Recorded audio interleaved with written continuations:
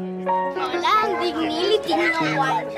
Vaig a l'escola Nostra Llar i estic aquí amb un grup de nois i noies que són gais i lesbianes. I això és FLG.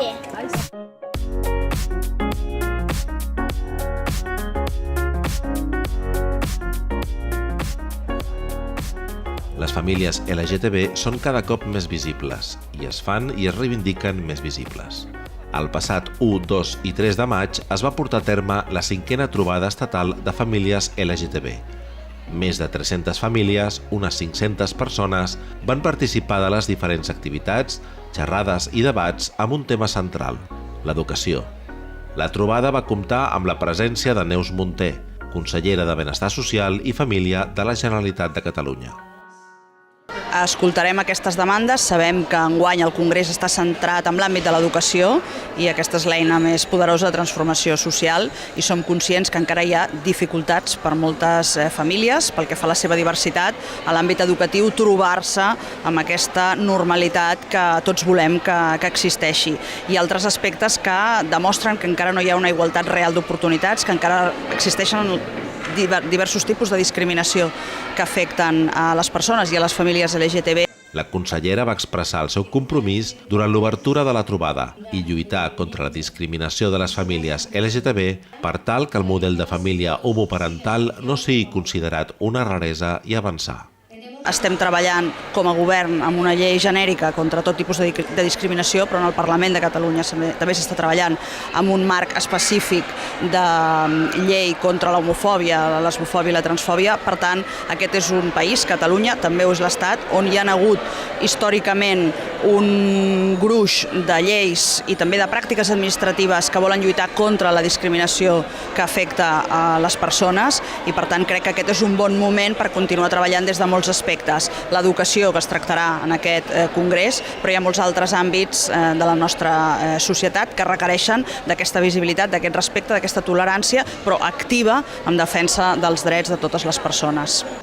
La trobada va plegar gent d'arreu de l'estat espanyol que van destacar les dificultats quotidianes, però també la necessitat de visibilitat i propostes perquè les famílies LGTB i els fills i filles puguin créixer amb normalitat. Todos los encuentros son importantes y darles continuidad es fundamental, porque tenemos un problema y es que creemos que después de la ley de matrimonio estaba todo solucionado y las familias precisamente sabemos que eso no es así. Tenemos muchos retos, muchísimos, y evidentemente el tema que aborda este encuentro es uno de los más importantes, que es la educación, cómo se aborda la diversidad familiar dentro del ámbito educativo, en todos los niveles, desde educación infantil no obligatoria hasta casi sin apuras cuando nuestros hijos están empezando a llegar a la universidad. Es muy importante hablar de materiales, hablar de cuál es nuestro papel dentro de la comunidad educativa, porque a nadie se nos escapa que tenemos que jugar un papel muchísimo más activo que a lo mejor tienen que jugar el resto de las familias, al menos las familias heterosexuales, formadas por papá, mamá, niño y niña. Y creo que es muy importante también que no se nos escape estos espacios de socialització de nuestros hijos e hijas. Jo penso que és molt important aquest tipus de trobades, perquè a part de que hi ha un contingut formatiu per les pròpies famílies i per les entitats que venim a participar, sobretot és important per les persones. Tant la gent com que encara no eren pares o mares i volíem ser-ho, vindre a una trobada d'aquestes era molt important, no? Veure tot el que ens venia per davant, fins i tot a la gent que hem esperat molt en el tema de l'adopció, era una manera també d'estar preparant, no? La vinguda dels fills i de les filles, i a la gent que ja té fills i filles, doncs realment trobar-se amb altra gent amb la que pots compartir. Para nosotros este encuentro, sobre todo y lo más importante, vamos viniendo desde el principio, de todos los años estamos haciendo el esfuerzo por venir, es que nuestra hija vea otras familias como la suya, se vea reflejada, vea que no es diferente, que hay familias en todas las ciudades, en todas las comunidades, que viven su situación, tienen dos mamás o tienen dos papás, o una mamá o un papá. Entonces creemos que para ella es fundamental. A nuestros hijos e hijas les hace falta todo esto. O sea, a ver, ellos tienen un día a día normal, van a sus icastolas, tienen sus abuelos, su familia, todo el arrope de sus compañeros de colegio y sus profesores. Pues a ellos les encanta venir, a nosotros también, vernos ya somos amigas, ¿no? Venimos tantos años, desde que Ani, mi hija tenía 8 años, ahora tiene 8 años, tenía 2 cuando vino a Tarragona por primera vez, que han pasado 6. Entonces, desde todos los niños pequeñitos van creciendo, vas viendo cómo la familia van adoptando, van cogiendo pues los hombres, van adoptando más niños, van cumpliendo su deseo de paternidad. Bueno, todo eso es muy bonito. Aquí además nos dan muchísimas alas, ¿no? O sea, no estamos solas, ¿sabes? És molt important per moltes coses, d'entrada per la visibilitat que suposa per totes les famílies i sobretot aquesta jornada que està dedicada doncs, molt fa incidència en l'àmbit educatiu.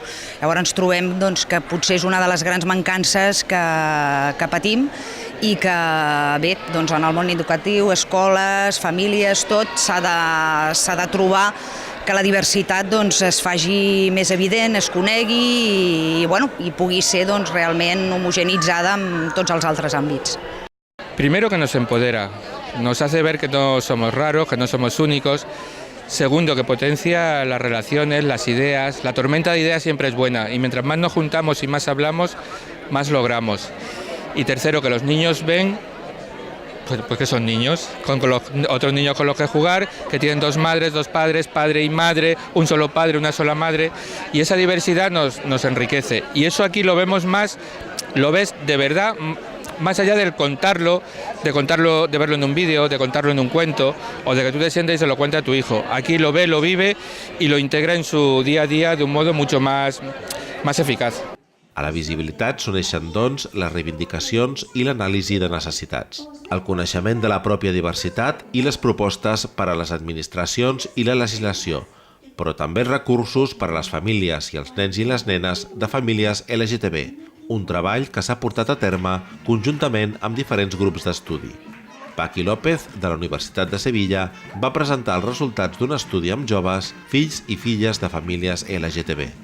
Pues hemos valorado la toma de conciencia, cómo fueron conscientes, cómo las familias usaron distintas estrategias para hacerles saber el tipo de familia de la que venían y darle algunos consejos sobre cómo mostrarse al exterior. También otra de las partes tiene que ver con la apertura, que es lo que voy a contar, ¿no? El proceso de apertura.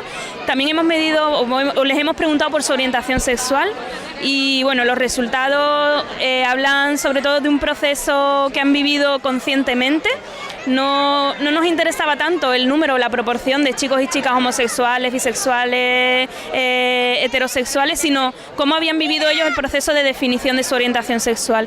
Y nos hemos encontrado con chicos que lo han vivido sobre todo desde un prisma de apertura. Y que si bien no hay más proporción de chicos y chicas homosexuales en este tipo de familias, sí que tienen la libertad para plantearse distintas opciones.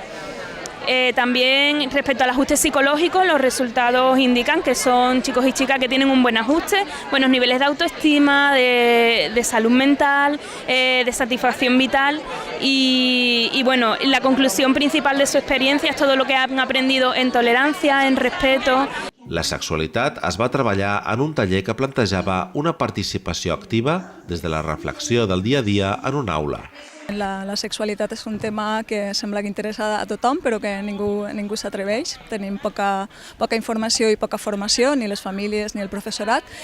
De manera transversal en la meva matèria, jo soc profe de català a València, i després vull organitzar-ho un poc participatiu. He pensat en algunes frases per a que la gent es posicione a favor o en contra, discutisqui entre ells i donen la seva opinió sobre diferents aspectes. Per exemple, una qüestió és si tinc un alumne homosexual a l'aula, treballaré la diversitat. No? On te posiciones davant d'això? Clar, sí és molt fàcil, segurament la resposta, però en altres contextos no tal. O igual com els xiquets saben que tenen penis, les xiquetes haurien de saber que tenen clítoris i això s'hauria de treballar a l'escola i a casa, com ens posicionem davant d'aquesta qüestió. O si en donem educació sexual massa aviat, s'animaran i practicaran abans d'hora, no? Maria del Mar González va desenvolupar àmpliament els resultats d'un estudi sobre els efectes dels canvis legislatius sobre les famílies LGTB. La ley les ha dado a las familias legitimidad, les ha dado reconocimiento, visibilidad en la sociedad, seguridad, tranquilidad, y eso ha redundado en bienestar psicológico de modo claro para la familia y en su mayor capacidad para abrirse, para mostrarse abiertamente en el trabajo, en casa, en la comunidad, en la familia, en las amistades y también para percibir mayor aceptación de la sociedad.